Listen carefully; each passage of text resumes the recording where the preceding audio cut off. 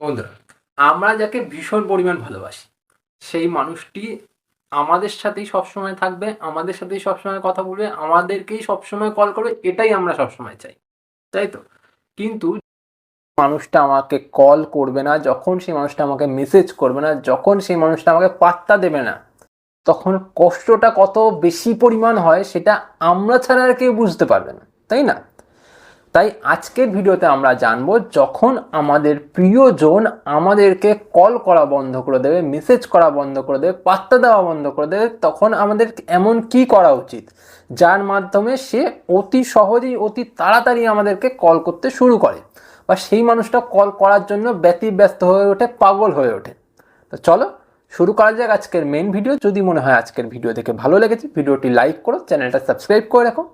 চলো শুরু করা যাক। ফার্স্ট পয়েন্ট, যখন প্রিয়জন আমাদের সাথে খারাপ ব্যবহার করে, যখন প্রিয়জন আমাদেরকে পাত্তা দেয় না, যখন কল করা বন্ধ, যখন মেসেজ করা বন্ধ, তখন আমরা সবথেকে বড় ভুল এটাই করি, তাকে বারবার কল করতে থাকি, তাকে বারবার মেসেজ করতে থাকি, তাকে বারবার এটা বোঝাতে থাকি যে আমরা তাকে না পেয়ে বা আমরা তার সাথে কথা বলতে না পেরে কতটা কষ্ট পাচ্ছি, কতটা দুঃখ পাচ্ছি, কতটা বেশি প্রবলেমের মধ্যে দিয়ে যাচ্ছি।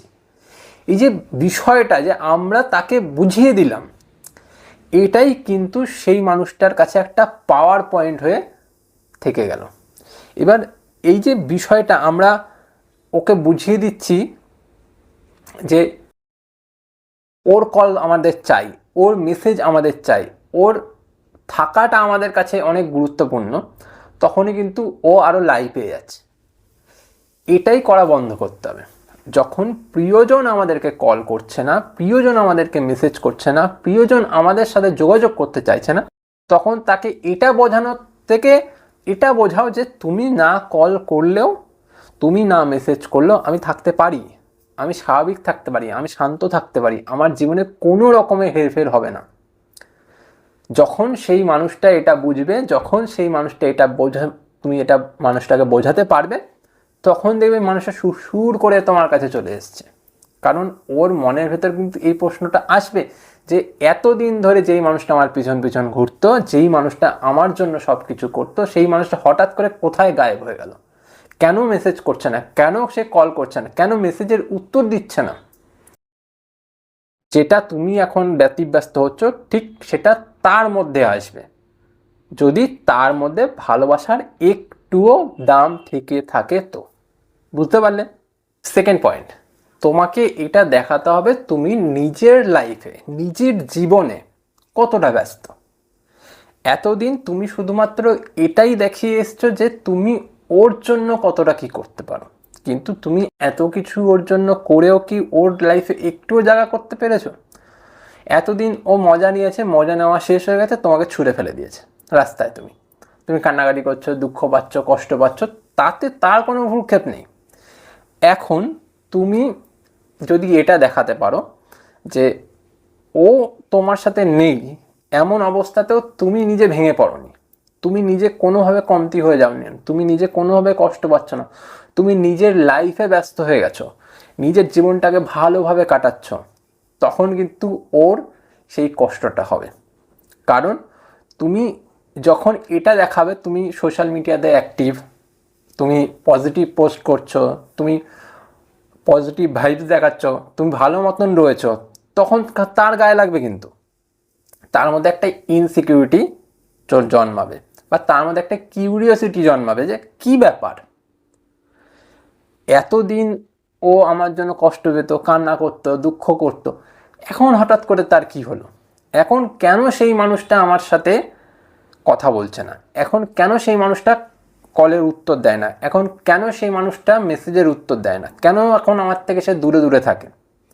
এই কিউরিওসিটি বা ইনসিকিউরিটি কিন্তু তোমাদের কাছে সেই মানুষটাকে ফিরিয়ে আনবে, সেই মানুষটাকে কল করতে বাধ্য করাবে, সেই মানুষটাকে তোমার কাছে ফিরে আসতে বাধ্য করাবে।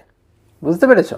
থার্ড পয়েন্ট আর লাস্ট পয়েন্ট, দেখো অনেক সময় এমন একটা সিচুয়েশন হয় যে যখন প্রিয়জন যোগাযোগ করছে না, প্রিয়জন কথা বলছে না, প্রিয়জন মেসেজ করছে না, প্রিয়জন দেখা করছে না, তখন অনেকে এমন করো যে পুরোপুরি ডিসঅ্যাপিয়ার হয়ে যাও, মানে পুরোপুরি তার থেকে সরে গেলে, পুরোপুরি তার থেকে দূরে চলে গেলে। এই বিষয়টাতে না সেই মানুষটা আরও বেশি সুযোগ পেয়ে যায়। এর থেকে কি এমন হতে হবে যেখানে তুমি তার একটু খোঁজ নিলে, তার একটু কেয়ার করলে, তার একটু স্পেশাল দিনগুলোতে তার খোঁজ নিলে, এই বিষয়গুলো না তার সাথে একটু একটু একটু করে যোগাযোগ রাখে। আর এই যোগাযোগ রাখাগুলো কিন্তু অনেকটা বেশি ফলপ্রদ হয়।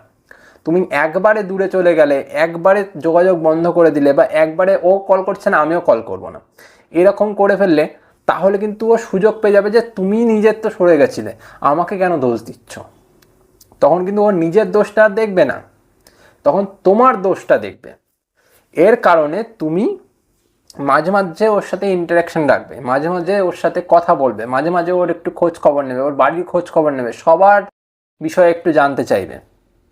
একটু হালকা মেসেজ করলে ওর একটু কেমন আছে, বা ওর দিনকাল কেমন চলছে, পড়াশোনা হলে পড়াশোনা, কাজকর্ম হলে কাজকর্ম, যাই হোক সেটা কেমন চলছে, এই বিষয়গুলো নিয়ে খোঁজ করবে। সবসময় তার প্রতি অভিযোগ জানাতে হবে, তার প্রতি একটা কষ্ট দুঃখ জানাতে হবে, এটার কিন্তু কোনো মানে নেই, এটা বুঝতে হবে। তাই সব মিলিয়ে যদি সম্পর্ককে বজায় রাখা যায়, তাহলে কিন্তু সম্পর্ক খুব ভালো মতন চলে।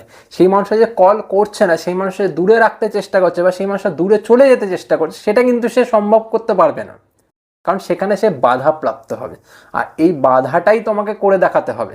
যখন দেখবে সেটা করতে সন্তুষ্ট হয়ে গেছে বা সচেষ্ট হয়ে গেছে, তখনই দেখবে সেই মানুষটা ফিরে এসছে, তখনই সেই মানুষটা নিজে থেকে কল করছে। কারণ কল তাকেই মানুষ করে যাকে তার দরকার হয়। তাকে যদি তোমার দরকার হয় তখনই তুমি তাকে কল করবে, আর তাই জন্য তুমি কল করো বারবার বারবার, তাকে পাওয়ার জন্য চেষ্টা করো। সেই রকমই ওর ক্ষেত্রেও সেটা চেষ্টা করতে হবে, যাতে ও নিজে থেকে তোমাকে কল করার জন্য ব্যস্ত হয়ে ওঠে। বুঝাতে পারলাম? এই ছিল মূল বক্তব্য। যদি ভিডিওটা ভালো লেগে থাকে, ভিডিওটাকে দেখার সাথে সাথে লাইক করে দিও, আর চ্যানেলটা সাবস্ক্রাইব করে দিও।